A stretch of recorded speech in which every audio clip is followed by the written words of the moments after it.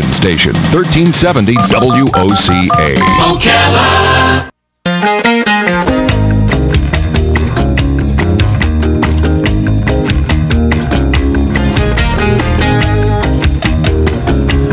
All right, 5 minutes after 11 o'clock. Thank you for tuning in.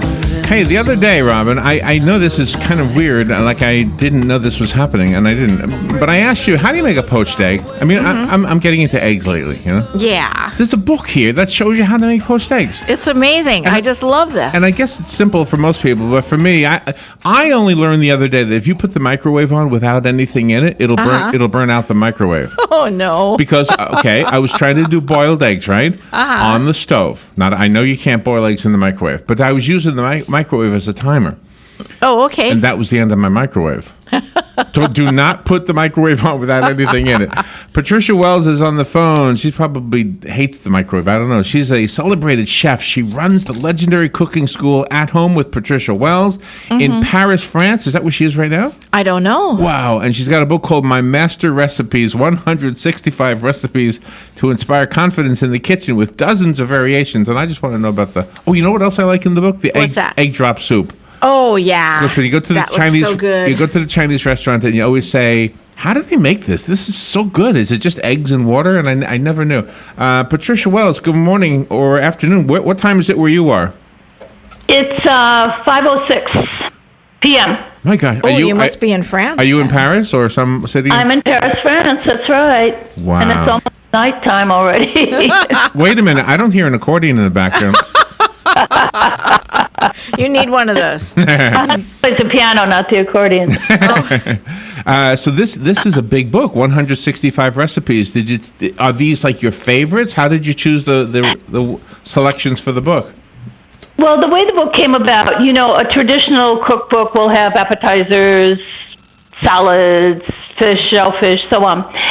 And it was really a process of watching and listening to my students and watching them cook and listening to them say, I don't bake, I'm afraid of frying, and realizing that they didn't know why on earth you would poach versus steam and so on and so forth. So I thought, well, let's take some basic, simple techniques and apply them to simple recipes, and then take a master recipe and teach people how to, once they're confident with that master recipe, that they can do it 3, 4, 5 different ways. Like you were mentioning the egg drop soup. It's the same idea of just where to put that egg at what time and how to cook it and how to, just stream it through so you don't end up with a glob of something.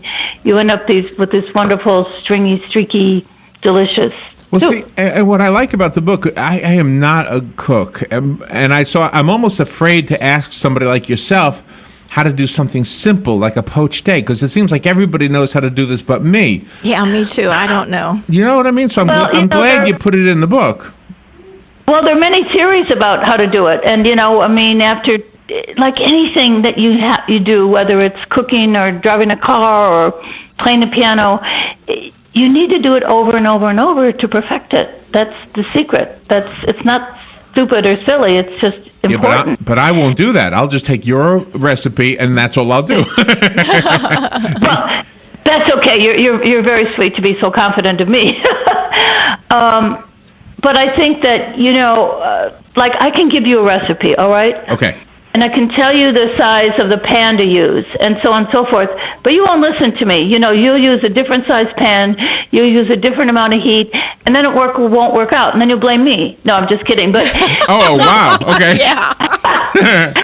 No, the true thing is to, follow the recipe, listen to what someone says, and then work it out, the way you can. But I think, okay. You have children there. You have children. I hear children. Oh, how wonderful. No, it's kids outside. Oh, they're outside. So the other day, Patricia, in our town we had a strawberry festival, and in the book you have soft individual meringue nests, and it looks like you've got strawberries or something sitting on top of them. That looks good. Yes, it's a fruit. Yeah, those meringue nests are so good. They're so meringues are miraculous. I mean, just egg whites and sugar. How can you miss? You know. You do. Oven. You do something wonderful with pork. A lot of people shy away from pork because of the temperature controlled thing. They're afraid they're going to get sick. But you make pork, wanting to be made in your book. It absolutely is wonderful.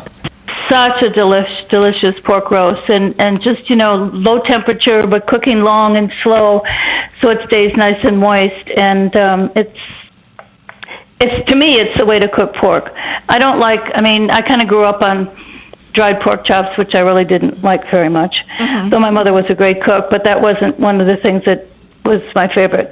But I have a 4-hour braised pork that has lots of spices in it, and it's fabulous. I wish I was making that for dinner tonight. Where did you grow up? Where are you from? Milwaukee. Yay! That's where Robin is from.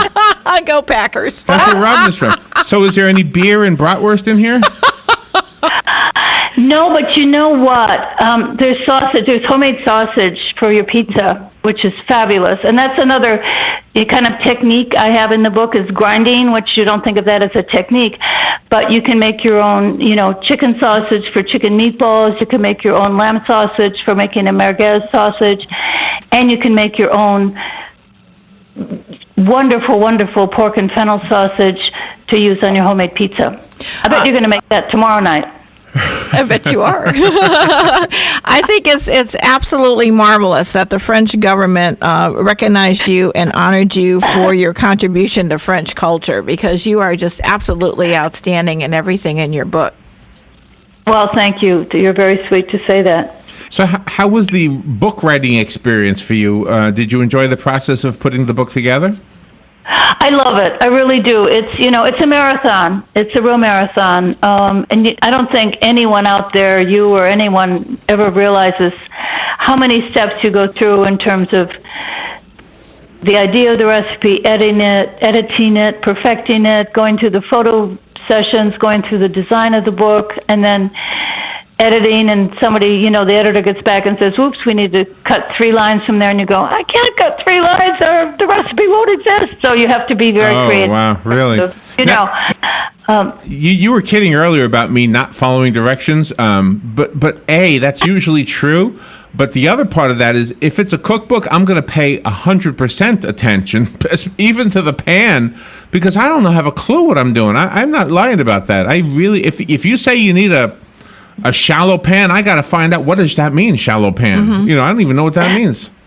Well, but even I'll say, for certain things, I'll just say a saucepan, but certain things you really do need like a 3-quart saucepan or it won't be quite right. And so I'm trying to be very specific on the size of something, on the equipment you're using, because I want you to succeed. I don't want you to fail. I don't want you to have to guess at, what size pan you should use.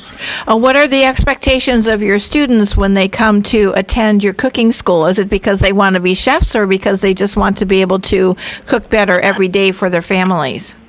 Oh, I think you're second. Absolutely. They just want to cook better for their families and friends, or even for themselves. And, one of my lines is just have more confidence in the kitchen and just get in there and do it. Sometimes they're just looking, I think years ago maybe they were just looking for recipes. I'm very conscious of putting menus together, and especially if you're cooking for a dinner party, to do as much as you can in advance, so you can be a guest at your own table. That's wonderful. That's one of the most important, yeah. The book is gigantic. It's heavy. It's 466 pages. If you want the copy that was sent to me, call me and I'll put your name on it. It's called My Master Recipes, 165. You're going to give it away? You can't do that. Don't worry. Robin is going to make the poached egg. She's got the recipe out of the book. She photocopied Yes, I do. But I want the listeners. I want the listeners to have the book. Yeah. All right, but the rest of us can buy it. That's the good news, right, Patricia? Do we go to your website? True. Patricia Wells? That's true. The best way to get it is online. You can get it at IndieBound, at Barnes & Noble, at Books A Million, on Amazon, and at just about every bookstore. All right, let me give this one away. Good morning. Who's this? Good morning, Larry and Robin. This is Jim. Jim, you got the book. It'll be waiting for you. I know Patricia has to run, so thank you so much. Patricia, thank you for being on the air with us today. Fabulous. Thanks very much. You take care. All right, we will be right back. Bye. The weather is brought to you by myfwc.com. Safe boating is no accident. Intervals of clouds and sunshine for the rest of the day with an afternoon high 81 to 83. Turning out to be